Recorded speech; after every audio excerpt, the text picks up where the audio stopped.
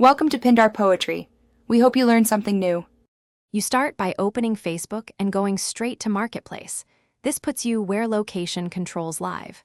Once done, confirm you're signed in and have granted location permission on mobile, or be ready to adjust settings on desktop. Make sure to tap the Marketplace icon or select it from the menu. This loads the location that Facebook uses for listings.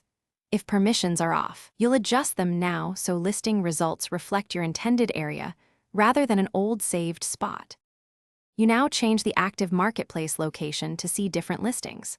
On mobile, tap the location field at the top, type a city or zip, and choose from suggestions. On desktop, click the location pin near filters and enter the desired place. Once a location is selected, adjust the radius slider or move the map pin to tighten or widen results. Remember why. Precise location filters relevant listings and prevents showing items far away. Make sure to confirm the selection so the new area is applied. Finish by saving or applying your chosen location and refreshing Marketplace so the new results load. If listings don't update, force close and reopen the app, clear the browser cache, or reload the page. These quick steps often resolve stale data. Make sure your device's location services are enabled and that Facebook has permission to access location. Otherwise, the app may default to an old area.